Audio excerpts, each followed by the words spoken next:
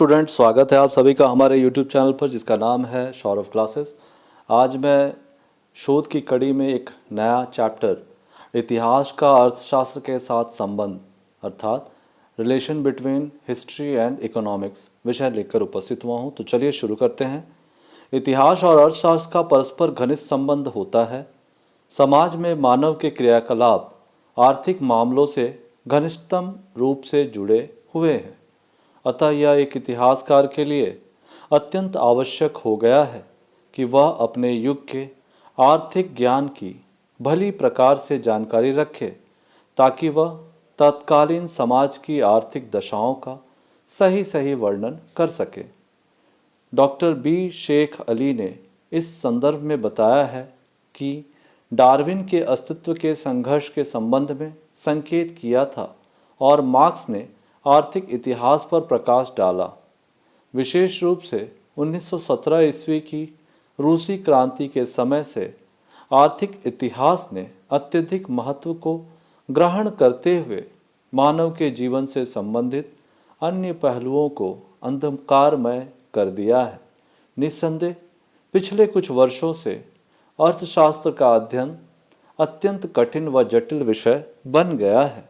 मुख्यतः यह गणित के अच्छे ज्ञान पर निर्भर करता है।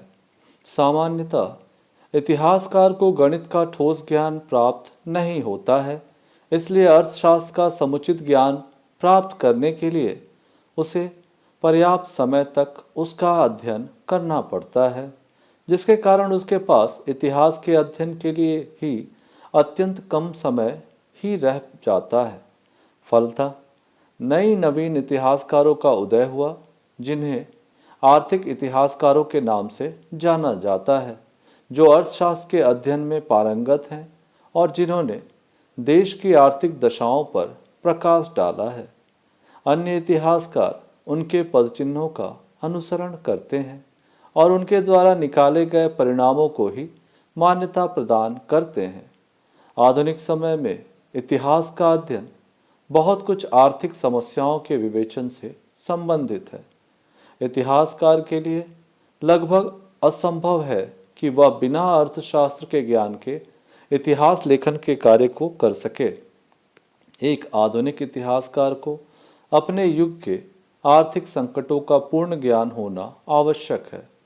न्यू डील की नीतियां और आर्थिक एवं व्यापारिक ढांचे की जानकारी के अभाव में 20वीं शताब्दी के इतिहास का उचित लेखन प्रस्तुत नहीं कर सकते हैं। इस कारण हम देखते हैं कि इतिहास अर्थशास्त्र से परस्पर संबंधित है और एक के बिना दूसरा का अस्तित्व पूर्णतया अधूरा मान सकते हैं। इसी प्रकार हम प्रथम विश्व युद्ध के कारणों पर प्रकाश डालें तो हम देखते हैं कि औद्योगिक क्रांति ने विश्व के देशों में प्रतिस्पर्धा की भावना को उत्पन्न किया और इसी प्रतिस्पर्धा की भावना ने लोगों में साम्राज्य विस्तार की भावना को प्रकाशित किया। यह साम्राज्यवादी भावना आगे चलकर विश्व युद्ध के रूप में प्रस्फुटित हुई। इस प्रकार हम स्पष्ट रूप से कह सकते हैं कि विश्व युद्ध का प्रमुख कारण अर्थ था। इसी का प्रकार अन्य उदाहरणों को देखें तो हम देखते हैं कि प्राचीन राजवंश के शासक अपने साम्राज्य विस्तार, अपनी आर्थिक गतिविधियां और अपनी आर्थिक आवश्यकताओं को पूरा करने के लिए करते थे।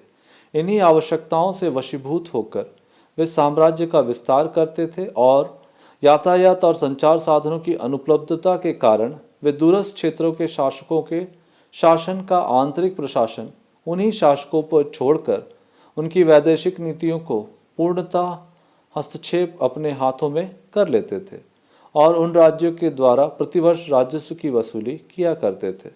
इस प्रकार से हम प्राचीन से आधुनिक काल में देखें या मध्यकाल तथा वैश्विक इतिहास को देखें तो सभी कालों के इतिहास में अर्थव्यवस्था एक महत्वपूर्ण कारक मानी जा सकती है।